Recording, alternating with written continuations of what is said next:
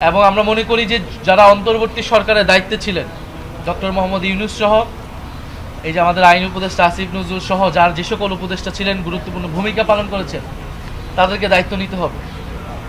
তারা তো এই অধ্যাদেশগুলো করেছিল, তো তারা কেন করেছিল, এখন যে বাতিল করা হচ্ছে, এগুলো নিয়ে তাদেরকে কথা বলতে হবে। ডক্টর মোহাম্মদ ইউনূসকে মুখ খুলতে হবে। তারা অধ্যাদেশ করে চলে গিয়েছে, একটা ইলেকশন ইঞ্জিনিয়ারিং করে বিএনপির হাতে ক্ষমতা দিয়ে চলে গিয়েছে। এখন এই আইনগুলো, অধ্যাদেশগুলো বাতিল হয়ে যাবে, সংস্কার হবে না, আর তারা কোনো কথা বলবে না, তারা যার যার ক্যারিয়ারে ফিরে যাবে। এটা কিন্তু হবে না। জনগণের কাঠগড়া তাদেরকেও দাঁড় হতে হবে। মানুষের রক্তের উপর দিয়ে আমরা তাদেরকে ক্ষমতা দিয়েছিলাম, তারা আমাদেরকে নিরাশ করেছে, কিন্তু যতটুকু অর্জন সেই সময় হয়েছে, সেই অর্জন ধরে রাখার জন্য তাদেরকেও মাঠে নামতে হবে। ফলে ডক্টর মোহাম্মদ ইউনূসকেও আমি রাজপথে এই বিক্ষোভে নামার আহ্বান জানাচ্ছি, ডক্টর মোহাম্মদ ইউনূস সহ সকল উপদেষ্টাদের। জাতীয় সংসদে যেটা হচ্ছে, এটা এক ধরনের নাটক হচ্ছে। সংসদে রাষ্ট্রপতির উপর ভাষণ চলতেছে, যে রাষ্ট্রপতি এতদিনে থাকার কথা ছিল না, যারা রাষ্ট্রপতিকে রেখে দিচ্ছে পুরনো সংবিধানকে নিয়ে অযথা কিছু বিতর্ক হচ্ছে। এই বিতর্কগুলো ঐক্যমত্য কমিশনের সময় হয়েছে। আমরা তো সংবিধান সংশোধনের জন্য কথা বলছি না।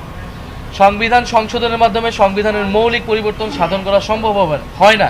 এটা একেবারেই কমন সেন্স, একেবারেই কাণ্ডজ্ঞান।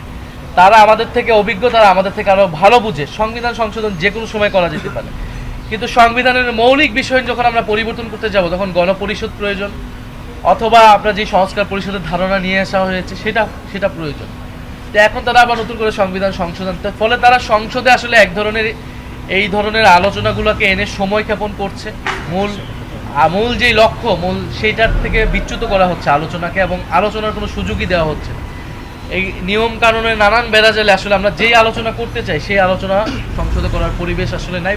পরিবেশ না দিকেই আমাদেরকে রাজপথে আসতে হচ্ছে। তারপরে আমরা সংসদে, রাজপথে, যেখানে যেখানে আমাদের সুযোগ আছে, আপনাদের মাধ্যমে আমরা আমাদের কথাগুলো বলে যাই। ধন্যবাদ। সংসদকে অকার্যকর করে দিচ্ছে সরকারি দল। সংসদকে আমরা কার্যকর করতে চাই। সংসদ, এটা তো দুইটা নির্বাচন হয়েছে, গণভোট এবং জাতীয় নির্বাচন। জাতীয় নির্বাচন হিসেবে সংসদ হয়েছে, সেই সংসদ কার্যকর আছে। কিন্তু আরেকটি নির্বাচন, যেই নির্বাচনের ফলে সংবিধান সংস্কার পরিষদ হওয়ার কথা ছিল, যার দায়িত্ব ছিল এই সংসদ সদস্যদের, তারা তো সেইটাকে অকার্যকর করে রেখেছে। ফলে এইবারের এটা কিন্তু অলরেডি অর্ধেক অকার্যকর হয়ে গিয়েছে। এর ভবিষ্যৎ হচ্ছে বিএনপি আবারও স্বৈরতান্ত্রিক ফ্যাসিবাদী কায়দায় রাষ্ট্র পরিচালনার চেষ্টা করবে, এবং বাংলাদেশের জনগণ এটা মেনে নেবে না। ফলে বাংলাদেশের জনগণ 16 বছর ধরে এই নির্যাতন নিপীড়ন সহ্য করেছে। বিএনপির বহু নেতাকর্মীরাই গুম হয়েছে, তাদের মানবাধিকার হরণ হয়েছে। এখন তারা যদি একই কায়দায় আবার এটা চেষ্টা করে, মানুষের রাজপথে গণ আন্দোলনের মুখে তাদেরকে পড়তে হবে, এবং তাদের পরিণতি কী হবে এটা আল্লাহ তাআলাই ভালো জানে।